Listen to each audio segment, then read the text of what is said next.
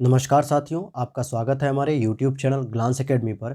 आज के इस वीडियो में हम डिस्कशन करेंगे रीट 2021 को ध्यान में रखते हुए जो टारगेट किया गया है क्लास 6 to 8 यानी लेवल सेकंड के लिए सोशल स्टडीज़ के हम 30 इंपॉर्टेंट MCQs की शुरुआत करेंगे।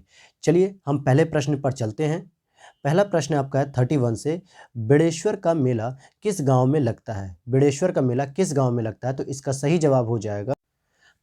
जवाब हो जाएगा बी ऑप्शन, नावरापुरा। नावरापुरा में बेड़ेश्वर का मेला लगता है। नेक्स्ट क्वेश्चन है 32, प्रकाश की सजावट तथा विज्ञापन के लिए विसर्जन नलिकाओं में प्रयुक्त होने वाली गैस कौन सी होती है? जो प्रकाश की जो लाइटनिंग होती है यानी सजावट होती है, तो उसमें कौन सी गैस का प्रयोग किया जाता है? तो इसका सही जवाब हो जाएगा डी ऑप्शन, नियॉन। और नियॉन एक कैसी गैस है बच्चों?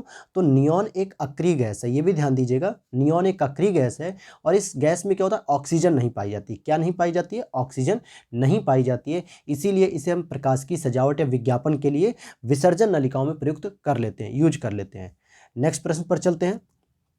क्वेश्चन नंबर 33 है, शल्य क्रिया में आर्थोप्लास्टी क्या है? शल्य क्रिया का मतलब जो होता है चिकित्सा में, तो उसमें आर्थोप्लास्टी पूछ रहा है। तो ये हो जाएगा सही ऑप्शन सी, कूल्हे के जोड़ों का जो प्रतिस्थापन किया जाता है, जो कूल्हे के जोड़ होते हैं उसको रिप्लेस करना ही आर्थोप्लास्टी कहलाता है।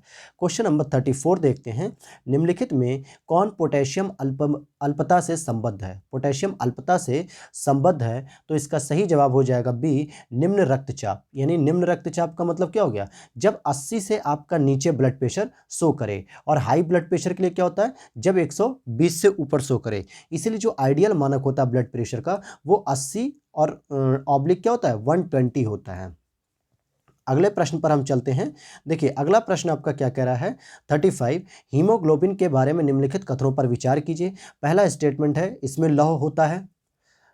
इसके आधे कूट जो है कि नेक्स्ट स्लाइड पर चले गए। चलिए हम देखते हैं। तो ये ध्यान रखिएगा, हीमोग्लोबिन के बारे में बात हो रही है, इसमें लौह होता है। बिल्कुल जी, इसमें बिल्कुल लौह होता है, क्योंकि हीम का मतलब होता है लौह और ग्लोबिन एक जो है कि इसका क्या होता है, जब हम हीमोग्लोबिन को तोड़ते हैं तो जो ये हीम वाला पार्ट होता है वो तो होता है इसका लौह, और साथ ही साथ जो ग्लोबिन वाला पार्ट होता है वो इसका होता है प्रोटीन। तो आपसे पहला स्टेटमेंट पूछ रहा है कि क्या इसमें लौह होता है, तो हम कहेंगे सही बात है। अगले देख लेते हैं कथन। अगला कथन कह रहा है, यह रक्त में ऑक्सीजन का वाहक होता है। जी हाँ, ये ऑक्सीजन युक्त जो है कि रक्त को लेकर पूरे बॉडी में घूमता रहता है, यानी कि हर एक पेशियों और मांसपेशियों के साथ जो हमारी जो कोशिका होती है वहाँ तक पहुँचाता है, और यह रक्त को लाल रंग प्रदान करता है। बिल्कुल सही बात है, क्योंकि जो आरबीसी होती है उसमें हीमोग्लोबिन की मात्रा होने की वजह से ही उसके जो सेल होते हैं वो रेड कलर के होते हैं, और यह कुछ रोगों के लिए प्रतिरक्षा क्षमता भी प्रदान करती है। तो बिल्कुल बात सही हो जाएगी ये भी। तो यहाँ पर ये कह रहा है कि यह कुछ रोगों के लिए प्रतिरक्षा भी प्रदान करता है, तो ये बात गलत हो जाएगी यहाँ पे, क्योंकि ये WBC का कार्य होता है, यानी कि वाइट ब्लड सेल का काम होता है, जिसमें टी लिम्फोसाइट जो है कि सेल पाई जाती हैं। उनके माध्यम से हमारी रोग प्रतिरोधक क्षमता का मतलब प्रतिरक्षा प्रदान करती है। अभी आपने देखा होगा जो कोरोना के दौरान जो बीमारी हो रही थी वो हमारे सीधे WBC के अंतर्गत टी लिम्फोसाइट पे ही अटैक कर रही थी, जिससे हमारा जो है कि शरीर प्रतिरक्षा क्षमता में कमजोर होता जा रहा था और कोरोना हावी होता जा रहा था। इसीलिए पहला स्टेटमेंट सही है कि इसमें लोहा पाया जाता है, दूसरा इसमें ऑक्सीजन का वाहक होता है, और तीसरा ये लाल रक्त रंग का होता है, लाल रंग प्रदान करता है। इसीलिए बी ऑप्शन इसका सही हो जाएगा। क्वेश्चन नंबर 36 पर चलते हैं। अगला प्रश्न 36, पारिस्थितिकी तंत्र में उच्चतम पोषण स्तर प्राप्त होता है किसको? अगर हम बात करते हैं, देखिए जो इकोसिस्टम की एक चैन होती है, तो यहाँ पे होता है प्लांट जो कि उत्पादक स्तर पे होता है। फिर इस पे कौन निर्भर होता है? तो इस पे सामान्यतः होते हैं शाकाहारी। कौन निर्भर होते हैं? तो इस पे शाकाहारी निर्भर होते हैं। और शाकाहारी पर निर्भर कौन होते हैं? मांसाहारी निर्भर होते हैं। और मांसाहारी को ही हम जो है कि सर्वोच्च उत्पादक कह देते हैं। और अगर इन तीनों की बात करेंगे, जो प्लांट, शाकाहारी, मांसाहारी तीनों को ही खाता है, उसी को हम कहते हैं सर्वाहारी कहते हैं। ठीक है।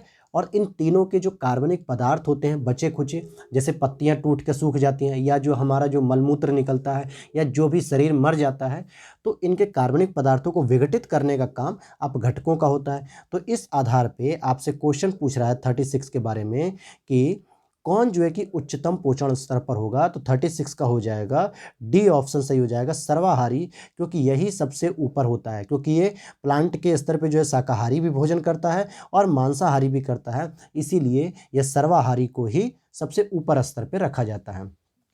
अगले प्रश्न को देखते हैं कि राजस्थान के पूर्वी जिलों में कछारी मिट्टी का बाहुल्य है। कछारी मिट्टी किसको कहते हैं? कछारी मिट्टी को ही हम जलोढ़ मृदा कहते हैं, जो नदियों के माध्यम से बहकर आती है, नदियों के माध्यम से। तो किस जिले का सर्वाधिक क्षेत्र कछारी मिट्टी का है, जहाँ पे नदी सबसे अधिक पाई जा रही होगी, या नदी या नहर वाले क्षेत्र में पड़ता होगा? तो इसका सही जवाब हो जाएगा D option, Dholpur. Question number 38 देखते हैं, निम्नलिखित में से कौन सा जोड़ा गलत है? राव बीका बीकानेर, राज सिंह राजसमंद, अलाउद्दीन खिजराबाद, चित्रांगद या जहाजपुर? तो इसका सही जवाब हो जाएगा डी, चित्रांगद जो है, चित्रांगद जहाजपुर के लिए नहीं, जबकि अलाउद्दीन ने खिजराबाद की स्थापना की थी, अर्थात अपने बेटे खिज्र खां के नाम पर रखा था। राव बीका साहब ने बीकानेर की और राज सिंह ने राजसमंद की। ठीक है, तो 38 का हो जाएगा डी ऑप्शन। और क्वेश्चन नंबर 39 को देखते हैं, तो धानवन दुर्ग शिल्पकला श्रेणी का दुर्ग राज्य जो है कि दुर्ग राज्य के किस जिले में स्थित है? तो धानवन दुर्ग जो होता है वो किस में स्थित है? तो ये हो जाएगा आपका बी ऑप्शन, जैसलमेर के अंतर्गत इसको काउंट किया जाता है। धानवन दुर्ग का जो शिल्पकला वाला दुर्ग होता है, दुर्ग मतलब किला होता है। प्रश्न संख्या 40 पर चलते हैं, चौहान नरेश द्वारा निर्मित हर्षनाथ का मंदिर कहाँ पर स्थित है? इसका सही जवाब हो जाएगा बी, सीकर में स्थित है। अगले प्रश्न को देखते हैं, कौन सा एक वृक्ष जो कभी सामाजिक वानिकी में लोकप्रिय हुआ करता था लेकिन आज पारिस्थितिक आतंकवाद के रूप में जाना जाता है? तो यूकेलिप्टस हो जाएगा, क्योंकि यह जहाँ पर भी होता है वहाँ पे पानी का जो जल स्तर होता है बहुत नीचे चला जाता है, इसीलिए इसको सामान्यतः पर्यावरण का दुश्मन भी कहा जाता है। क्वेश्चन नंबर 42 देखते हैं, ऊंट अपने कुबड़ का उपयोग किस काम के लिए करता है? जल के संग्रह करने के लिए, वसा के संग्रह के लिए, या मरुभूमि की बालू में चलते समय शरीर का संतुलन बनाए रखने के लिए, या तापमान के नियत करने के लिए? तो बी हो जाएगा इसका सही ऑप्शन, वसा के संग्रह के लिए। और इसीलिए ऊंट एक लंबे समय तक बिना कुछ खाए पिए आराम से रह लेता है, क्योंकि इसमें वसा की मात्रा एब्जॉर्ब होती है, यानी एकत्रित रहती है, जो उसको भूख लगने पर क्या करती है, कहीं ना कहीं वसा के माध्यम से उसकी भूख को शांत करती है। 43 प्रश्न देखते हैं, प्रेशर कुकर में खाना पकाने का समय घटाता है, यानी कि जब हम किसी खुले पतीले में या भगोने में जब खाना बनाते हैं तो उसमें बड़ा टाइम लगता है, या चावल पकाते हैं। लेकिन अगर जैसे ही हम प्रेशर कुकर यानी कि सीटी देने वाले कुकरों में जब खाना बनाते हैं तो क्यों जो है कि वो कम समय में बन जाता है? क्योंकि जल का क्वथनांक भीतर बढ़ जाता है, ताप का अधिक समानता से वितरण होता है, या उच्च दाब भोजन को नरम कर देता है, या जल का घनत्व बढ़ जाता है। तो इसका पहला ऑप्शन सही हो जाएगा। क्वथनांक मतलब खौलने की दर, यानी पानी कितनी जल्दी गर्म हो जाता है। तो जब प्रेशर कुकर के अंदर सारा का सारा भाप अंदर एक प्रेशर के रूप में एब्जॉर्ब हो जाता है तो पानी को बहुत तेजी से खौलाने लगता है और बहुत ही कम समय में खौलने लगता है। इसीलिए ए ऑप्शन सही हो जाएगा 43 का। प्रश्न संख्या 44 देखते हैं, सूची फर्स्ट को सूची सेकंड से मिलाना है, शुष्क बर्फ की बात कर रहा है इसमें। देखिए, शुष्क बर्फ को ही हम जो है कि ठोस कार्बन डाइऑक्साइड उसमें निहित होती है, यानी उसके अंदर जो है कि शामिल होती है। Bleaching powder calcium dichloro oxide होता है। मार्स गैस को हम मीथेन कहते हैं, और क्लोरोफॉर्म को ट्राइक्लोरोमीथेन के नाम से जाना जाता है। तो चलिए अगले प्रश्न पर चलते हैं। खुजलाने से खाज मिटती है, जैसे हमारे बॉडी पे कहीं भी रैसेज हो जाता है, हाथ में, पैर में, जांग में, अंडर आर्म्स में, तो जब हम उसको खुजलाते हैं तो खाज जो होती है वो मिटने लगती है, यानी कि थोड़ी राहत देती है। तो ऐसा क्यों होता है? तो इसका सही जवाब हो जाएगा आपका सी ऑप्शन। इससे कुछ तंत्रिकाएं उद्दीप्त होती हैं जो मस्तिष्क को प्रतिहिस्टामिनी का उत्पादन बढ़ाने का एक निर्देश देती हैं, और जिससे हमें खुजलाने के बाद या खुजली करने के बाद आराम मिलता है। तो 45 का हो जाएगा सी आंसर। प्रश्न संख्या 46 को देखते हैं, घड़ी में स्फटिक क्रिस्टल का कार्य किस पर आधारित होता है? जो स्फटिक क्रिस्टल होते हैं, शीशा जो होता है ऊपर, वो किस पर आधारित होता है? तो 46 का हो जाएगा सी ऑप्शन, दाब विद्युत प्रभाव पर। अब प्रोटीन का जो संश्लेषण होता है उसमें कौन सहायक होता है? यानी कि प्रोटीन का निर्माण नहीं बल्कि प्रोटीन का संश्लेषण पूछा जा रहा है। तो 47 का हो जाएगा बी, क्योंकि राइबोसोम में जो है कि प्रोटीन का संश्लेषण होता है। और अगर हम बात करेंगे डीएनए की, तो डीएनए क्या करता है, जो हमारे बॉडी के जो आनुवंशिक पदार्थों का संग्रहण करता है या एक पीढ़ी से दूसरी पीढ़ी में जाता है, उसके लिए जीन जो है पाए जाते हैं वो डीएनए के अंतर्गत ही पाए जाते हैं। और क्रोमोसोम क्या करते हैं, ये हमारे गुणसूत्रों को विभाजित करते हुए अगली पीढ़ी तक पहुंचाने का काम करते हैं। जैसे ह्यूमन में कितने जोड़े जो है कि गुणसूत्र पाए जाते हैं, तो हम कहेंगे 23 जोड़े, अर्थात कि 46 गुणसूत्र पाए जाते हैं। प्रश्न संख्या 48, वायुमंडल में कार्बन डाइऑक्साइड की मात्रा लगभग कितनी है, तो इसका सही जवाब हो जाएगा आपका 0.03। अगर हम क्रम की बात करेंगे तो पहले नंबर पे आती है नाइट्रोजन की गैस, और दूसरे नंबर पे आती है ऑक्सीजन, और तीसरे नंबर पर आती है ऑर्गन, और चौथे नंबर पे आती है कार्बन डाइऑक्साइड। अक्सर ये बच्चे ध्यान नहीं देते हम लोग प्रश्नों में कि आर्गन को यहाँ पे हम जो है कि नेगलेक्ट करके और कार्बन डाइऑक्साइड को थर्ड नंबर लगा देते हैं, जबकि होती क्या है, कार्बन डाइऑक्साइड फोर्थ नंबर पे है। अगले प्रश्न पर चलते हैं, 49 प्रश्न पर। सामान्य फसलें उगाने के लिए उर्वर भूमि का पीएच मान कितना होना चाहिए, तो जो फसल पैदा करने के लिए पीएच मान 6 से लेकर 7 होना चाहिए, यानी हल्का फुल्का जो है कि क्षारीय और हल्का अम्लीय दोनों का मिला जुला रूप होना चाहिए। 48 प्रश्न को देखते हैं। ग्लोब पर दो खानों के बीच न्यूनतम दूरी कहाँ पर पाई जाती है, तो 50 का डी हो जाएगा अंतर्राष्ट्रीय तिथि रेखा, इंटरनेशनल डेट लाइन जो होती है अंतर्राष्ट्रीय तिथि रेखा, वहाँ पर दो खानों के बीच जो है कि सबसे दूरी कम होती है। जैसे एक देशांतर रेखा होती है, एक अक्षांशीय रेखा होती है, तो इनके बीच की जो दूरी होती है ना, ये सबसे कम कहाँ पाई जाती है, तो ये अंतर्राष्ट्रीय तिथि रेखा पर पाई जाती है। और आप हमें कमेंट बॉक्स में बताइएगा कि अंतर्राष्ट्रीय तिथि रेखा ग्लोब पर किस महासागर के निकट पाई जाती है या किस महासागर में पाई जाती है। सूची फर्स्ट को सूची सेकंड से यहाँ पे फिर से मिलाना है। इसमें सामान्यतः इसकी राजधानी दी हुई है, उसी से हमें मैच कराना है। चलिए, अगर आप मैच देखने के, क्रिकेट के शौकीन होंगे तो आप बता देंगे कि ऑस्ट्रेलिया की राजधानी क्या होगी। कैनबरा, क्योंकि यहाँ पे बहुत बार मैच हुआ है इंडिया ऑस्ट्रेलिया टीम का। और अगर हम बात करेंगे ताजिकिस्तान की, तो इसका जो सही जवाब हो जाएगा, इसका हो जाएगा आपका,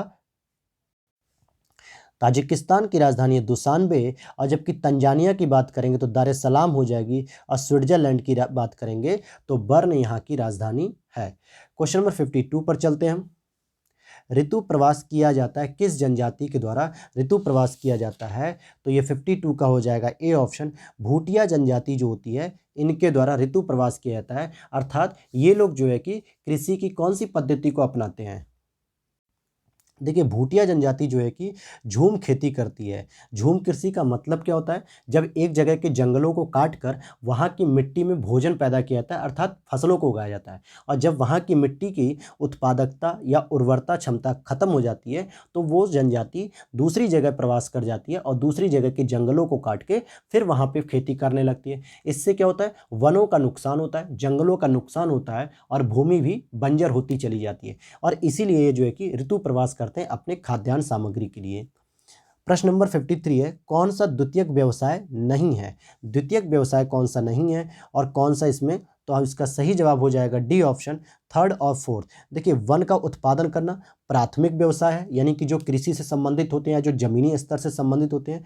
और चौथा, व्यापार करना, यह भी जो है कि द्वितीयक व्यवसाय के अंतर्गत नहीं होगा, क्योंकि इसमें कहीं ना कहीं सर्विस इंक्लूड होती है व्यापार में। प्रश्न संख्या 54 को देखते हैं। बरमुडा त्रिभुज जो है कि अवस्थित है, ये एक महासागर में पाया जाता है। बरमुडा त्रिभुज इस नाम से जाना जाता है, जो सामान्यतः कहाँ पाया जाता है, प्रशांत महासागर में पाया जाता है। लेकिन इसमें भी आपको गौर करना है कि ये कहाँ पर पाया जाएगा, तो देखिए इसका सही जवाब हो जाएगा ए ऑप्शन, उत्तरी अटलांटिक महासागर के निकट पाया जाता है। और जैसे ही इस एरिया से कोई भी जहाज आपका गुजरता है, यानी यूरोप का एरिया इधर है, और यूरोप से जब कोई जहाज बरमुडा होते हुए यानी अटलांटिक महासागर को पार करते हुए अमेरिका की तरफ जाता है, तो अक्सर इस जोन में आने के बाद ही क्या होता है कि वो जहाज पानी के नीतल में चले जाते हैं, यानी सागर की गहराई में, और वो डूब जाते हैं। इसीलिए यह फेमस है। अगले प्रश्न को देखते हैं। लौह अयस्क के संदर्भ में सही कथन की पहचान कीजिए। चूना पत्थर और कोयला लौह अयस्क को गलाने में महत्वपूर्ण होते हैं। विश्व का 20% से अधिक लौह अयस्क भंडार भारत में है, और उड़ीसा और बिहार लौह अयस्क का प्रमुख उत्पादक राज्य है। भारतीय लौह अयस्क का सबसे बड़ा आयातक ईरान है। तो इसका सही जवाब हो जाएगा ए ऑप्शन, 1, 2, 3 ये तीनों ही सही हैं, लेकिन ईरान सबसे बड़ा आयातक नहीं है। अगले प्रश्न को देखते हैं। घोटारू नामक स्थान जहां पर प्राकृतिक गैस के भंडार हैं, यह किस जिले में स्थित है? तो यह राजस्थान के जैसलमेर जिले में स्थित है। अगले प्रश्न पर देखते हैं, लूनी नदी कहाँ से निकलती है? लूनी नदी निकलती है आपकी नाग पहाड़ियों से, और ये कहाँ पर जाके राजस्थान में ही जो है कि जाके तब्दील हो जाती है, यानी कि उसी बालू में जो है कि विलीन हो जाती है। अगले प्रश्न को देखते हैं, 58 प्रश्न को। इसमें पिन कोड वाले क्षेत्र दिए और क्षेत्राधिकार।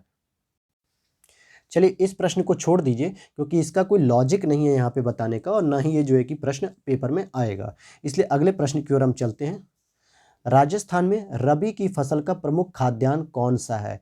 तो 59 का हो जाएगा सही जवाब डी, गेहूं। और रबी की फसल सामान्यतः सर्दी में बोई जाती है, अर्थात अक्टूबर नवंबर में बोई जाती है, और ये मार्च से अप्रैल में काट ली जाती है। इसीलिए खेती किसानी करने वाले लोगों को अप्रैल के बाद गेहूं का भूसा आराम से मिल जाता है, आप देखते होंगे।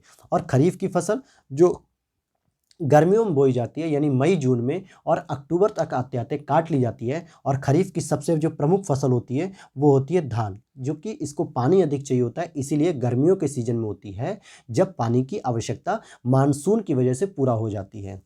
अगले प्रश्न को देखते हैं, और ये लास्ट प्रश्न होगा इस स्लाइड का।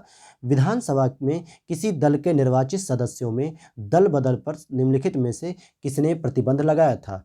तो इसका सही जवाब हो जाएगा ए ऑप्शन, 52वें संविधान संशोधन के द्वारा इस पर प्रतिबंध लगा दिया था कि अगर कोई भी व्यक्ति अपनी पार्टी को बदलता है सरकार में रहते हुए, या जो है कि एक निश्चित समय में, तो उसकी सदस्यता को रद्द कर दिया जाएगा। तो ये थे आपके टॉप 30 एमसीक्यूज, और कल हम फिर से नेक्स्ट स्लाइड में लेके आएंगे टॉप 30 एमसीक्यूज फिर से आपके लिए, जो राजस्थान टेट को ध्यान में रख के बनाए गए हैं, और उसी के साथ साथ सी टेट और यूपी टेट सुपर टेट के लिए भी महत्वपूर्ण है। चलिए इसी के साथ विदा लेते हैं आपसे। जय हिंद, जय भारत।